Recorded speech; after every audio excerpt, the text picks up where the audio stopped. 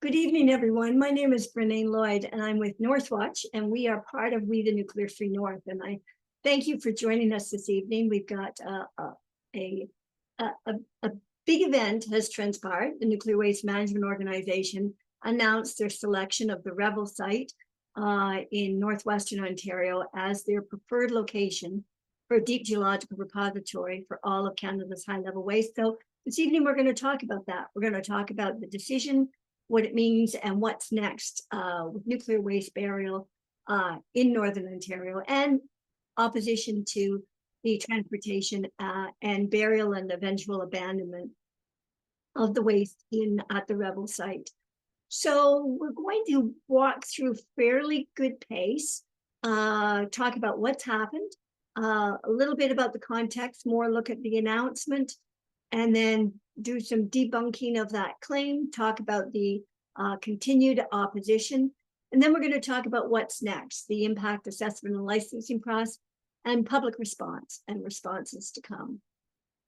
So we'll start just because even though some of us have been in this discussion for years, some are new to it. We still have people joining the discussion, identifying their concern, and getting ready to take action on that. So just a couple of slides just as context as the background. So the waste we're talking about is high-level radioactive waste. And it's a concern because it's toxic and radioactive. Even small amounts can be harmful, and it will remain harmful for hundreds of thousands of years. And the companies operating the nuclear reactors, mainly in Southern Ontario, there's small volumes in Quebec and New Brunswick, mainly in Southern Ontario, they've created massive stockpiles of these highly radioactive waste, and now they want to bury it. And the Nuclear Waste Management Organization is that consortium of the power companies, the provincial utilities in Ontario, Quebec, and New Brunswick, who want to bury and abandon all of Canada's high-level waste in a single location. They've been pursuing this. The industry more broadly has been pursuing this idea for decades. The Nuclear Waste Management Organization, since they were created by the utilities in 2002, they've been on a site search since 2010, and on November 28th, they announced that they had selected the Revell site as their preferred location. Since 2020, they had been looking at only two candidate sites, one in South Bruce, Teeswater site, and the Revell site between Ignis and Dryden in northwestern Ontario. And so they've settled on the Revell site. It's in the headwaters of the Wabigoon River, the Turtle River, Rainy River system. It's 20 kilometers upstream from Wabigoon Lake Ojibwe Nation, and 25 kilometers from the north, which we mentioned just as one of the communities close to the site that were completely excluded from the NWMO's site selection process. So the Revell site is located in the heart of Treaty 3 territory in northwestern Ontario, and very distant. The icons that you see with the radiation sign, that's where the waste is located. So it's 1,700 kilometers average trip from the reactors in Southern Ontario, and considerably longer further from the New Brunswick and Quebec waste. So the contaminated water, when the deep geological repository concept, and it is still a concept, when it fails, and it will fail over time, the containers will fail, there will be releases. The debate isn't about whether the containers will fail, it's how soon, how much, what effect.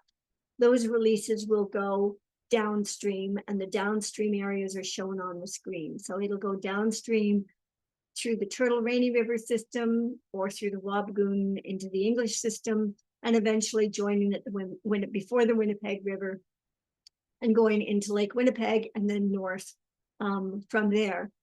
And then there's the transportation routes. So the downstream communities and the transportation route communities were excluded from the NWMO's definition of a host community. So by their definition, by who gets a say. So this is a map that still shows the South Bruce, the Teeswater site in South Bruce.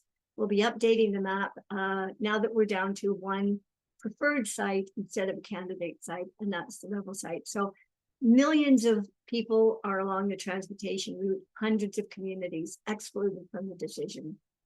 So the NWMO has 3 operating stages. These are our terms for their stages in terms of extraction, when they have to extract the waste from dry storage at the reactor station, put it into transportation containers. Then transportation, then processing at the site where the containers will be opened and transferred into the final container, the steel tube with a thin copper coating, and that will be done in what they call the used fuel packaging plant. And then emplacement, transferring the waste into the underground. There will be risks and releases at each stage. And the releases are, for the most part, a certainty, not a possibility, a certainty. The risk is about how much, how soon, what effect. Transportation, the risk is in normal operating conditions, there will be low levels of exposure. In accident conditions, greater. Same with processing and emplacement. And then the post-operation stage is abandonment, when the NWMO closes the site and then applies for their license to abandon, which is part of the CNFC five-step licensing process. So the NWMO, they've used the flawed siting process. Their determination of consent excludes those along the transportation route. Transportation imposes a risk. The DGR design is still at a conceptual level, no uncertainties, and there's no approved or operating deep geological repository for high-level waste anywhere in the world. Under these conditions, the NWMO said that they were seeking, they would only proceed with an informed and willing host. How you can be informed when the project is still not defined, the concept still not developed. In June 2024, the Township of Ignace signed a hosting agreement with the NWMO, which commits them to supporting the project even through major and significant project modifications. In October, the municipality of South Bruce voted. They held a referendum rather than an online poll, which is the route that Ignace went. And they voted very narrowly, 51% in favor of signing the deal with the NWMO. Then on November 16th, Wabigoon Lake Ojibwe Nation held a community vote, and their vote was not on whether they were a willing host. The vote was on whether they were prepared, whether they would be willing to move to the next step in site investigations, which they're referring to as site characterization. So on November 28th, 10 days later, the Nuclear Waste Management Organization announced that they had selected what they call Wabigoon Lake Ojibwe Nation and the Township of Ignace as the host communities for the future site of Canada's Deep Geological Repository for used fuel. On November 18th, Wabigoon Lake Ojibwe Nation had released a statement about their community vote. And they said in that statement, very clear that they would progress, they were willing to progress to site characterization. And they also said very clearly that the yes vote does not signify approval of the project. So not what we would characterize a willing host statement. The same day, the NWMO put out a release saying that in their headline, Wabigoon Lake confirms it is a willing host community. You don't find that in the Wabigoon Lake Ojibwe Nation statement, and you don't even find it in the NWMO's statement, but that was their headline. November 28th, the day of the NWMO announcing their site selection, Wabigoon Lake Ojibwe Nation released a second statement. In that, they acknowledged NWMO site selection, and they announced that the project would be subject to a determination of Wabigoon Lake Ojibwe Nation's sovereignty regulatory decision-making process, the Wabigoon Lake Ojibwe Nation regulatory assessment and approvals process. Again, they didn't state that they were a willing host or that they had approved or accepted the project. On that same day, NWMO released their statement calling it a historic moment, solving the environmental issues, supports Canada's climate change goals. NWMO has increasingly conflated the issue of dealing with the legacy waste, the waste already created, and expanding the role of nuclear power in Canada, hereby generating additional waste. They also said that the people of both host communities have demonstrated their willingness to move forward in this process. Again, splicing the difference between or conflating willing host with willingness to move forward in the process. So I'm going to hand it over now to Wendy, who is going to dive a little deeper into those details. Wendy? Yeah, thanks, Brennan, and thanks for the slides showing the NWMO statements concerning willingness in a potential host community. There's a lot there, but since there's limited time, I won't get into other willingness subjects. I just wanted to mention the expressed unwillingness of a growing number of organizations, individuals, and local governments. I won't get into that tonight, but I want those people and organizations and municipalities to know that their opposition is valued, and it is certainly noted by both sides in this matter. So keep it up. So I'm just going to say a few words about the NWMO's requirement for an informed and willing host prior to the siting decision, and their specification for a compelling demonstration of willingness from residents in the area of the proposed facility.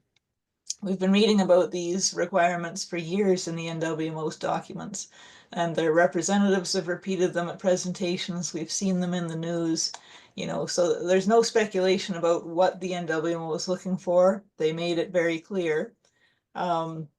And since Wabigoon Lake Ojibwe Nation's affirmative vote on November 18th, we've seen some surprising things, some of which you've shown us. So there was that affirmative vote on November 18th, the NWMO's announcement of its siting decision 10 days later, and we've done our best to let the public know that the NWMO has actually failed to meet its own often repeated requirements, the conditions the organization had told Canadians it would meet, or it would not choose a site. And on my slide there, I have, just a few snippets I gathered online of different NWMO documents where those conditions were repeated. Early materials published by the NWMO suggested that only one community would be host to the nuclear industries project. The term host community was always singular for many years, but in recent years, I assume after the NWMO realized the necessity of including the nearest Indigenous community in a formal way, the NWMO began to refer to their Northwestern Ontario site as the Wabigoon Lake Ojibwe Nation Ignace site. This was a change, but did it mean that Wabigoon Lake Ojibwe Nation was to be defined by the NWMO as a potential host community, just like Ignace?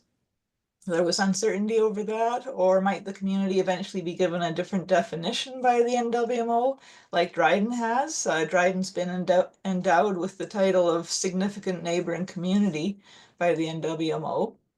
But the hyphenated reference, Wabigoon Lake Ojibwe Nation Ignace, also suggested somehow that the interests of two very different communities were the same with respect to the NWMO's proposed project, which I think was a disservice to both communities and unrealistic.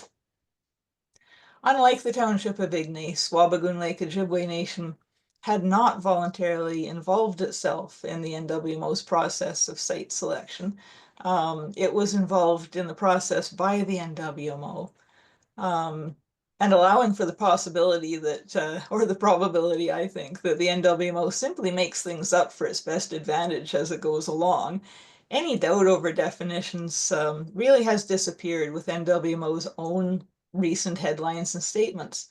If you can skip back a couple of slides, Brennan, to that one there.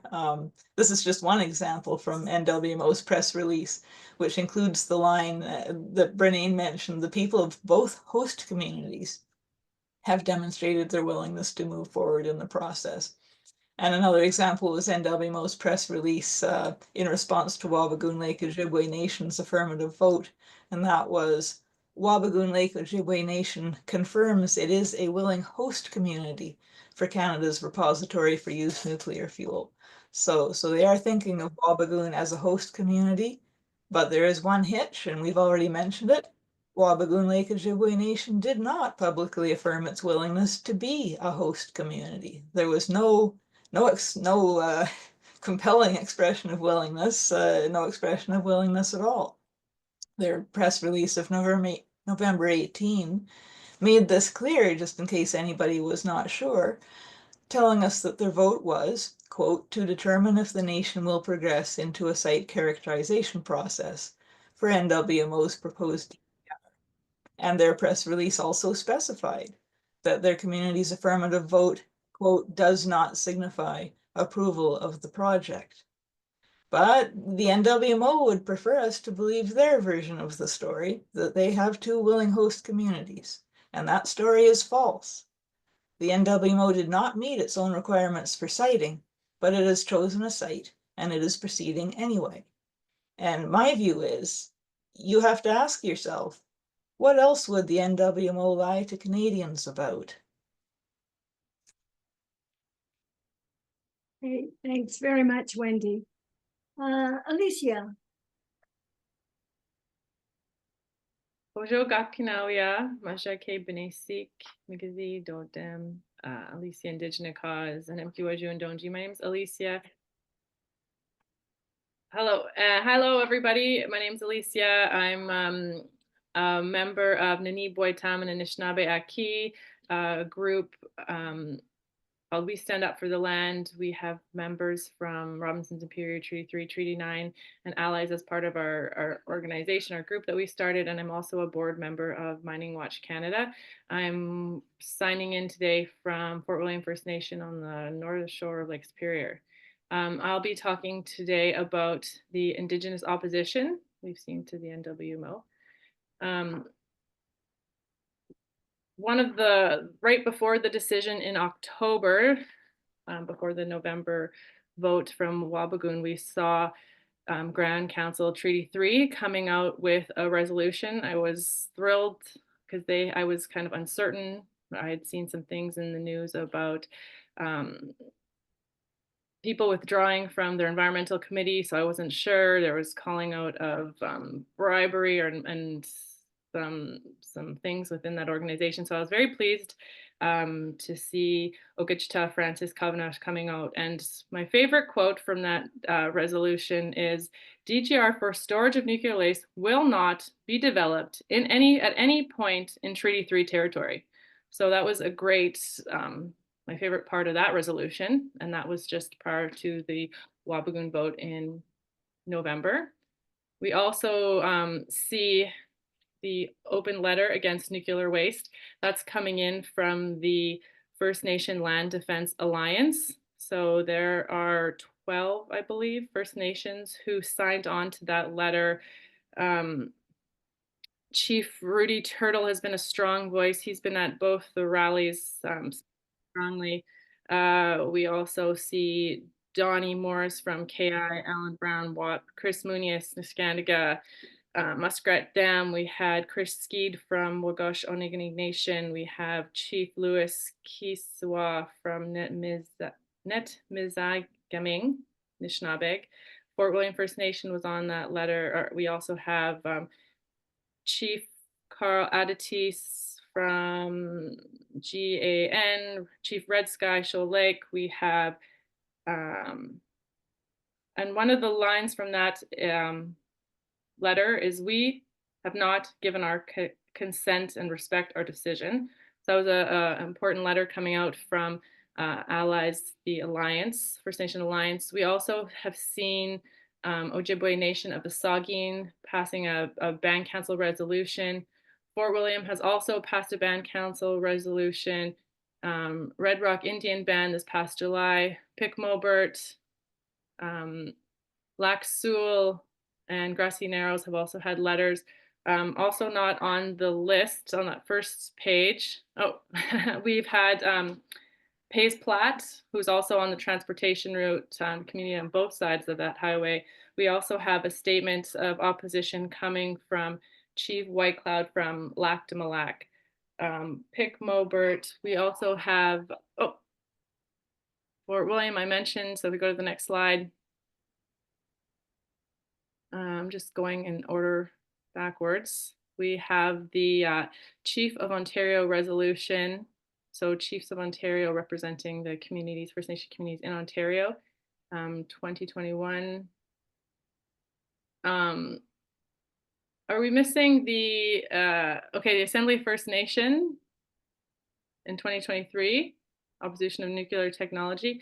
Do you have on, not mentioned is the Anishinaabe Nation resolution? Is that on Oh, there? it's there. It's right beneath Fort William. Oh, it's stuck in there. Okay, well, it's under 2022. So that's interesting because I had watched, if you go to We the Nuclear 3 website, a great resource for all the opposition and the links to the resolutions. And it's actually the NAN resolution is filmed from their summer assembly, the Kiwi Conference back in 2022, and they have a great back and forth moved by Chief Munius. We hear strong words from then Grand Chief Derek Fox saying, I will be at the front lines. We say we need an action plan, something that must be implemented immediately. I am looking for a follow-up from them. I'd like to see more out of NAN. They have a new deputies as of the summer, so looking for which deputy will be on this file, and would like to see some action plans and to hear more from them since 2022, you know, in light of the decision that's come forward.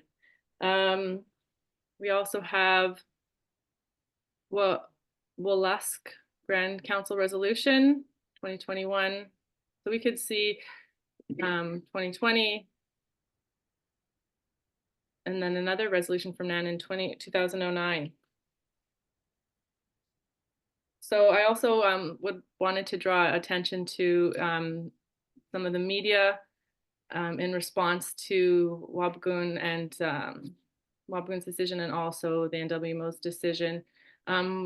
First, I wanted to just give my props to Michelle Solomon, Chief of Fort William First Nation, who has not cited, oh, there she is, not cited, has been at rallies, who passed resolution, who's been quoted in the media post the NWMO decision, standing strong that we've been excluded from the citing process.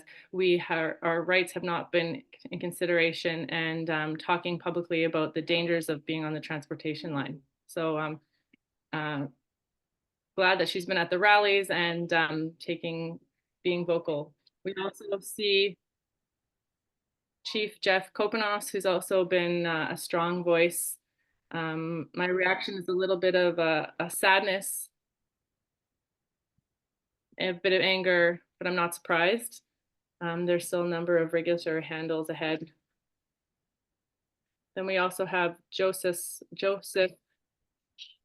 Rosebeer, Grassy Narrows. This decision puts people of Grassy Narrow in grave danger. The transportation of extremely dangerous nuclear waste and disposal within a watershed will do irreparable destruction.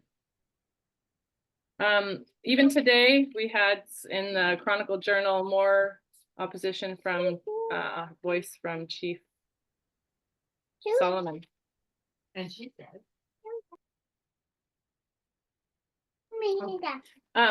also, I wanted to share just other people's voices. A friend of mine, she says, I've been feeling the weight of this decision and it's heavy. Can we all agree that the safe long-term management of used nuclear fuel is a complete contradiction? The congratulatory sentence of being selected as a host community for Canada's nuclear garbage is gross. It's not an honor to be persuaded by the great tools of colonialism, greed, and instant gratification. There is no reward.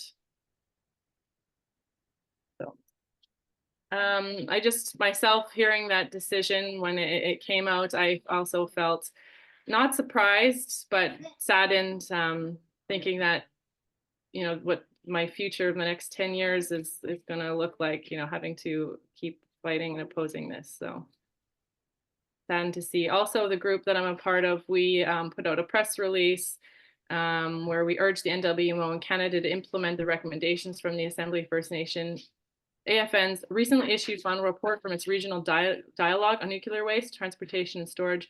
Specifically, we call on NWMO in Canada to respect Indigenous sovereignty and seek the consent of all affected First Nations, including all those along the transportation route and on the same watershed as the proposed repository site before selecting a site for Canada's nuclear waste. Great. Thanks very much, Alicia. That was really a helpful overview.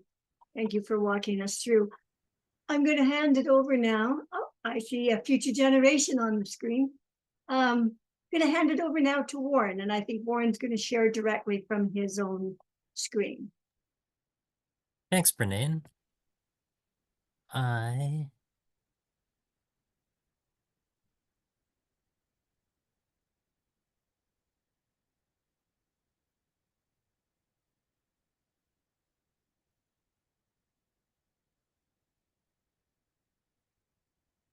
All right, can everybody see my slideshow? Yep, Yeah. good to go. Great, thank you. So Brene asked me to talk a little bit about the next steps in this process, specifically the impact assessment process that the DGR is likely to go through in the not too distant future, and some strategies for community engagement in that process as it moves forward. So the decision-making process, the timelines that the NWMO is hoping to adhere to, have the impact assessment process beginning in 2025. It's an integrated impact assessment process. And what that means is both the impact assessment and the Canadian Nuclear Safety Commission's licensing processes are integrated together. So previously those were two separate regulatory processes. Now they're combined into one. So the NWMO is hoping to begin that process in 2025.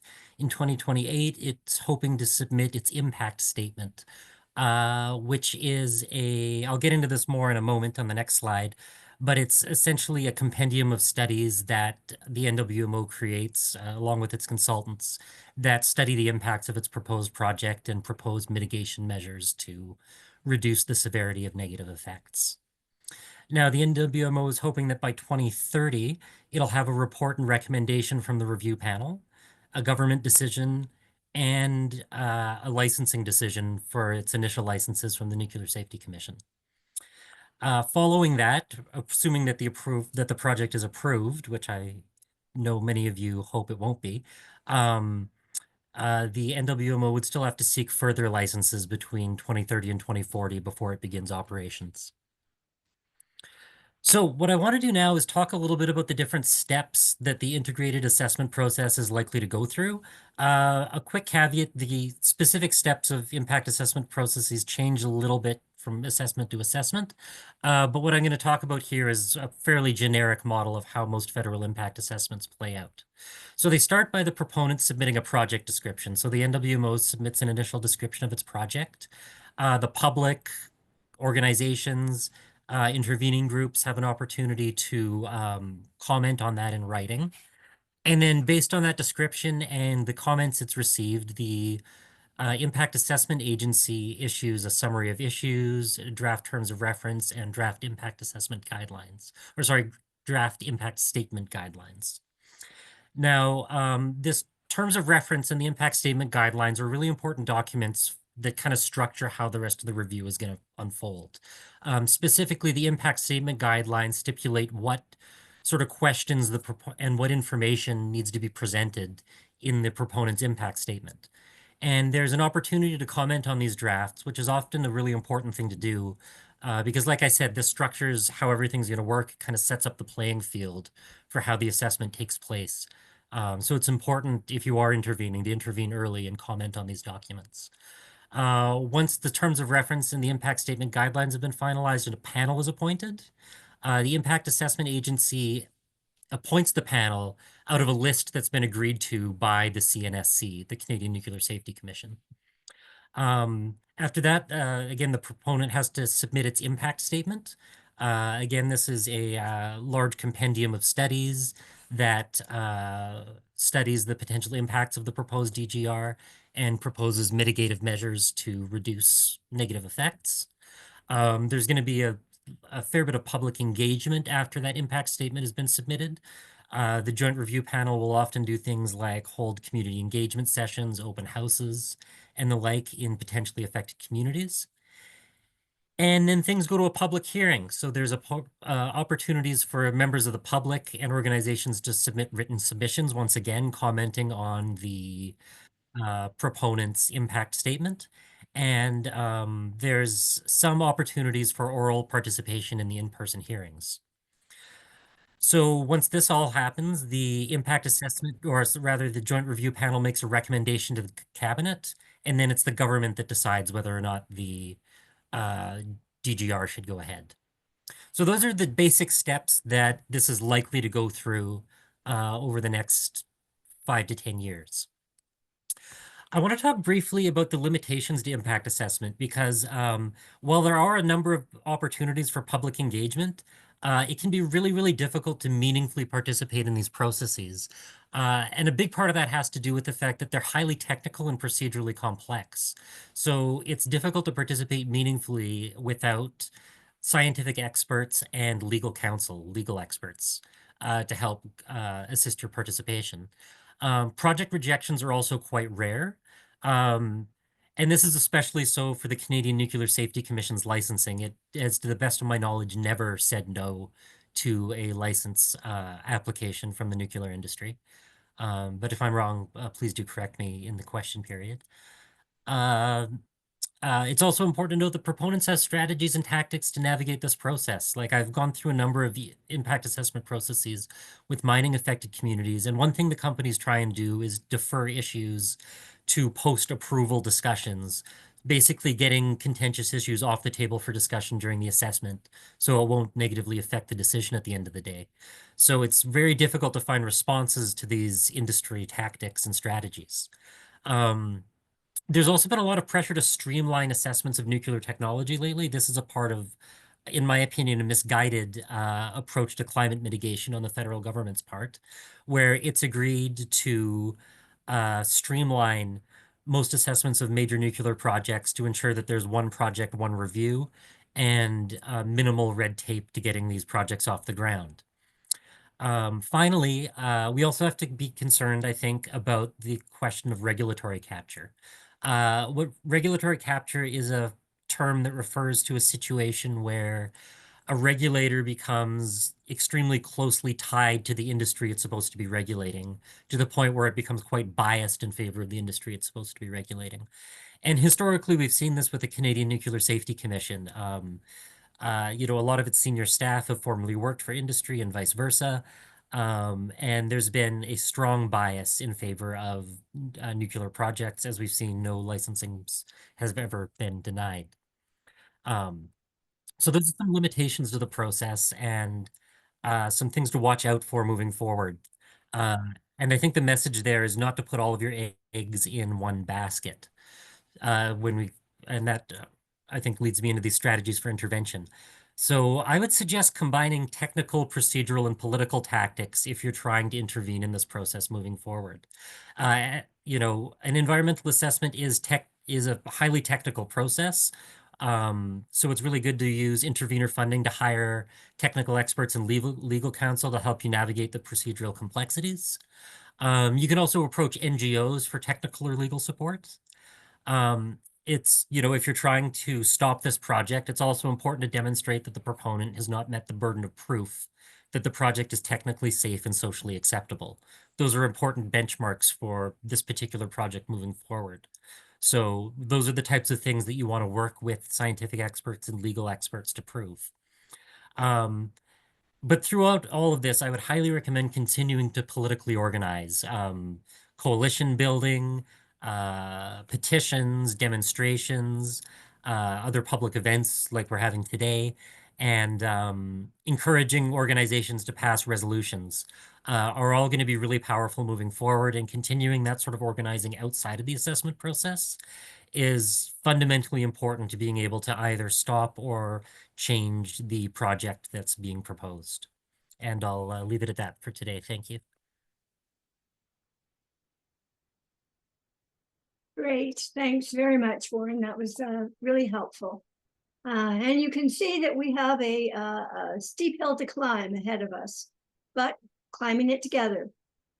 So just a couple of thoughts, initial thoughts. We've been debriefing as We the Nuclear Free North, and we've been in conversation with other colleague organizations. And so this is just initial thinking around where we go from here. What's the public response? And I'd say in 2 words, we persist. So we have been working over the last 10 days at setting the record straight. We've written to the Minister of Natural Resources, Environment. We've been in communication with Wobbly Lake Ojibwe Nation, and we've written a detailed letter with a number of requests for clarification, I will politely call them, to the Nuclear Waste Management Organization. And so we've also done a number of access to information requests, and we are now in the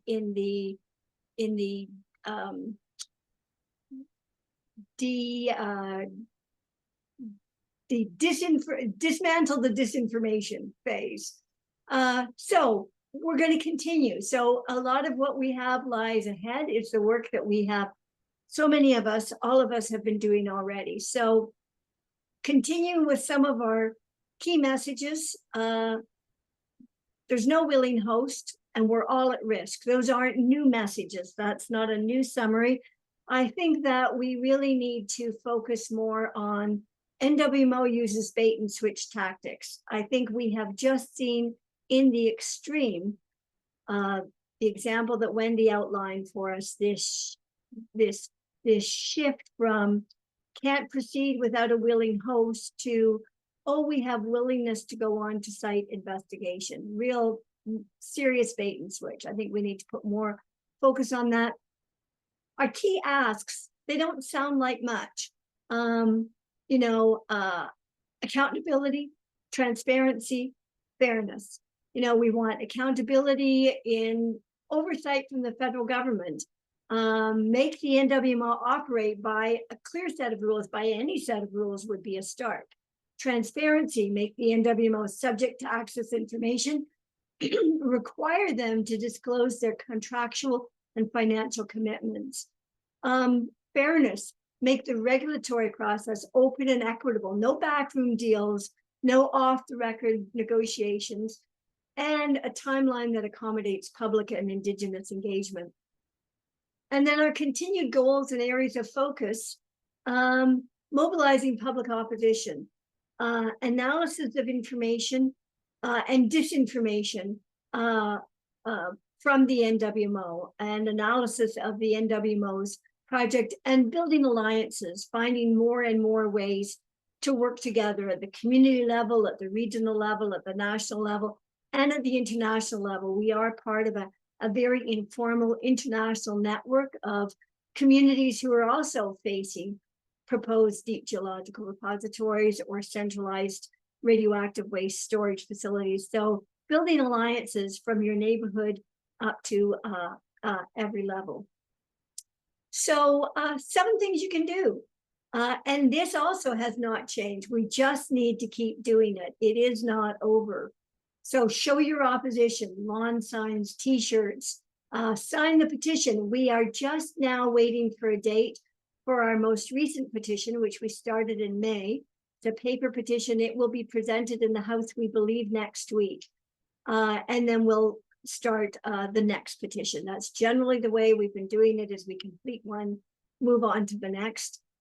Share your concern and opposition. Let others know. Letters to the editor, articles in your local newspaper. Call CBC Talkback.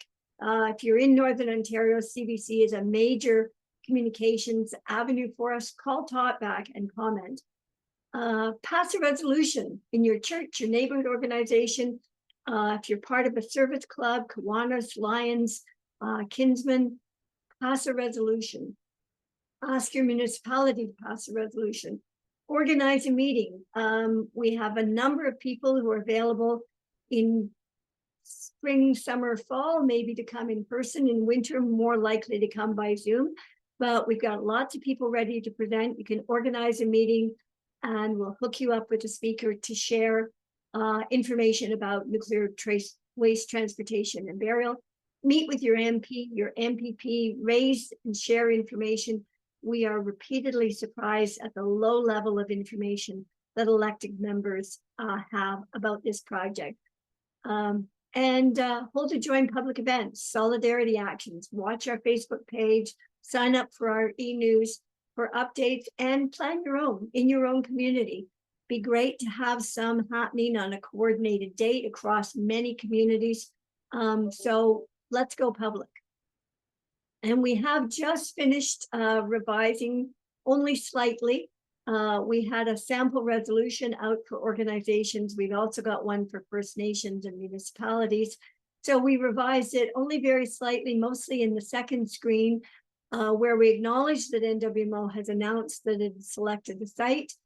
We note that it's not the final decision, and there are still steps it has to go through. And we again point to the continued and solid opposition from First Nations across Northern Ontario and beyond Northern Ontario. We've also had expressions of opposition from New Brunswick, from Quebec, and the Anishinaabe Nation Iroquois Alliance covers most of Southern Ontario.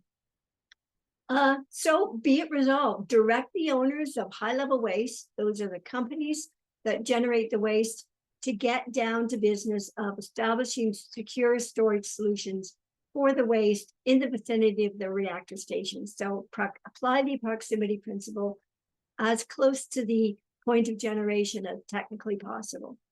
And further, the federal government must direct NWMO to no longer pursue the transport, burial, and abandonment of these radioactive wastes. And that seems like a big challenge to get the federal government to turn around at this point. And it is a big challenge, but it's a challenge we have to meet.